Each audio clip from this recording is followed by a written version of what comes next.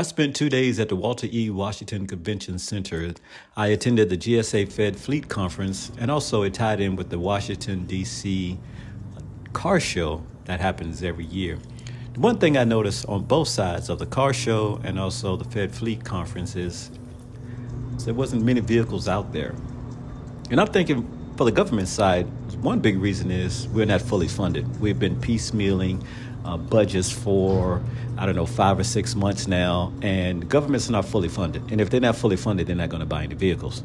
Now, on the DC Auto Show, I don't know what's happening. It seems like it's been scaled down a lot. I've been going to the auto show for well over 12 years, and I think just out of respect, because Washington, D.C. is the nation capital, they do something like a very light car show, and the other ones are huge, like in Chicago, L.A., New York. Those bigger cities are getting the really wow factors of cars. And I think just we are, I wouldn't say a leftover, but just out of pure respect, we do get the car shows. So I'm going to show you around what I saw, and we'll take it from there. Also gives the federal government employees who manage property and fleet their FedFleet conference for 3 days. This is day number 2. And I must admit, it's much smaller than it has been in the past. I don't know why. But interestingly enough, we have a CyberTruck here. Everybody's fawning over the CyberTruck. This is part of the Stellantis group. As you can see, they have some electric vehicles here. This is the Aero EV. Back here we have the Hyundai vehicles, again handled by Stellantis. It's part of the U.S. fleet service in trying to electrify the government's vehicle to get them off of gas and onto electric vehicles. This is a Nissan Altima. You see the big words down at the bottom, fleet. Yesterday I interviewed the kind people from Mullen, where I spent better part of a half a day with Dr. Ty Burke in Delaware, test driving the Mullen 5, which was an awesome vehicle. I was told that they should be producing those next year, maybe. We shall see. This is the Mullen 1, and we also have a number of police vehicles. We have the Tesla here, in case the government is interested in buying or leasing a Model Y, and then for reasons unknown, we have the Cybertruck. Now, I don't know if this is going to be released to the government. That'll be kind of awesome. That FBI can be rolling down the street in a Cybertruck. A Rivian has made its appearance. Again, I guess the government can rent or lease a Rivian. Now, I'm saying all this because all of this is available for the United States government here in DC and other parts of the DMV area, and of course across the nation. So these vehicles are here for a reason, other than the Cybertruck. The vehicles are here for a reason.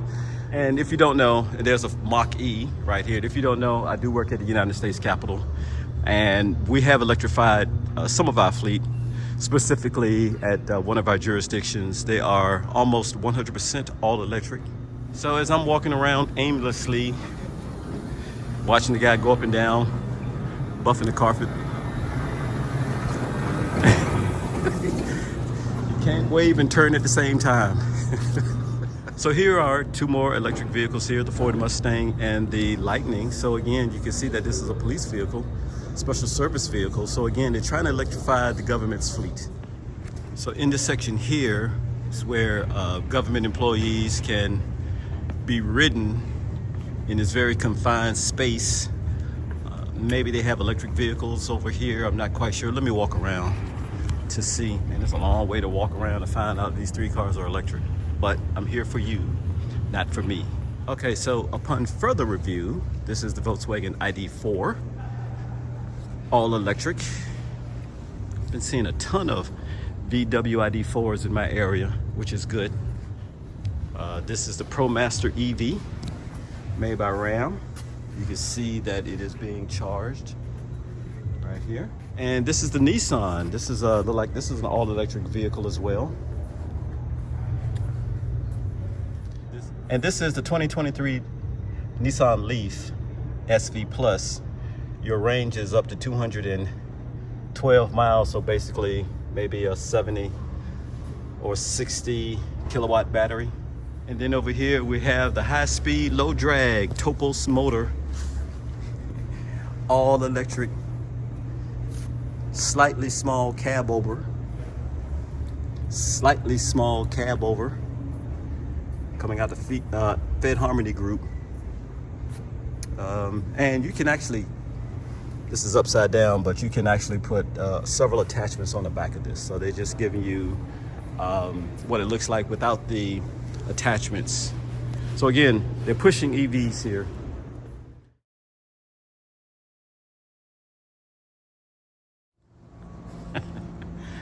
I stumbled my way into the into the DC car show. Again, nobody's here. I'm so bad. So these are the exotic cars here. These are primarily all gas. This is really, really nice. I love aftermarket items. And this is someone's personal car. I actually had a chance to show my car here. Then the pandemic hit. Damn pandemic. This is interesting. I have no idea what this is. This looks like a Darth Vader. It says, please look but don't touch it. I'm gonna obey the owner's wishes. But that is quite unique. How much money they put in this car? Into the, what is this, the El Dorado? It has one of those old school license plates from Virginia. Then we have the cars of money. Man, I love a Lamborghini. Love to have one. Oh, I'm an EV guy, sorry. All right, so we'll make this quick. Here, we just have the, look like the Toyota group. Oh, we have more EV cars. Oh my God, look at this. I'm sorry, not EVs. Sorry. We have more exotic cars. It's like a plethora of exotic cars. Now, this is not part of the Federal Fleet Conference. This is the DC Auto Show. And again, I just happened to stumble upon it. I saw a Bugatti one time. Guy told me $28,000 just for the oil change. Like, nope, no thank you. So I think by far this is probably the most popular area here in the DC Auto Show. Everybody kind of converged down to the cars that are owned by owners and car enthusiasts down on this level. So again, we just have a bunch of vintage sports cars here, the Ferrari series. We got more Ferraris. Oh my God, if you're into Ferraris, you can see just about all of them. This is out of Gaithersburg, Maryland. So, I mean, you can just see. I mean, they even got the old school. It's really nice. I would like to be a fly on the wall when they park the vehicles, when they drive them in. I would love to be a part of that, just to see it. So we have Hyundai over here.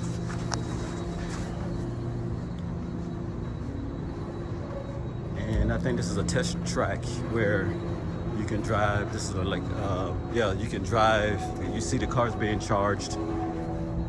So I'm telling you, honestly, on a scale of 1 to 10 on the DC Auto Show, it's a meh. I'm not even gonna give it a number. I need to take myself out of this area and go to a legitimate car show.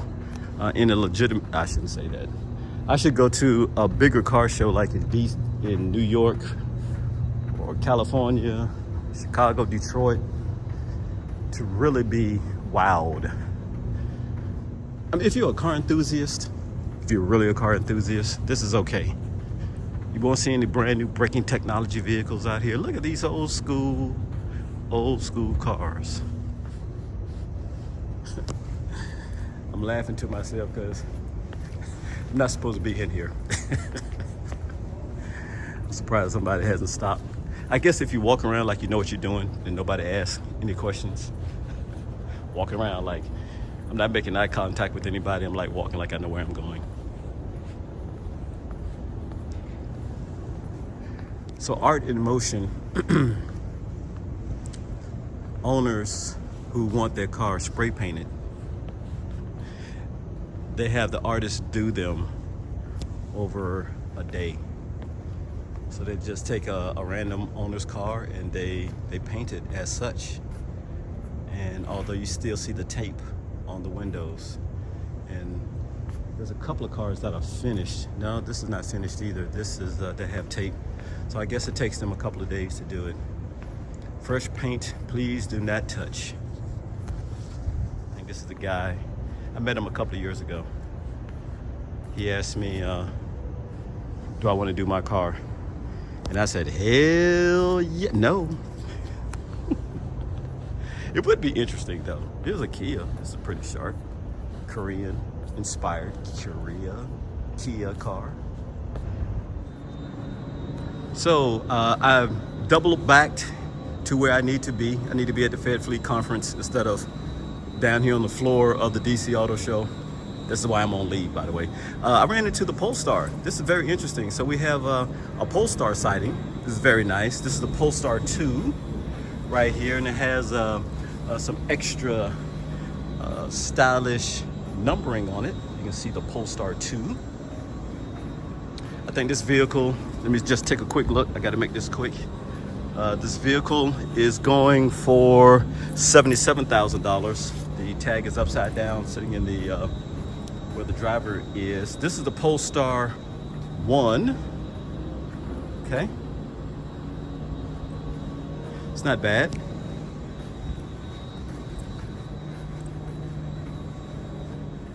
This is another Polestar 2.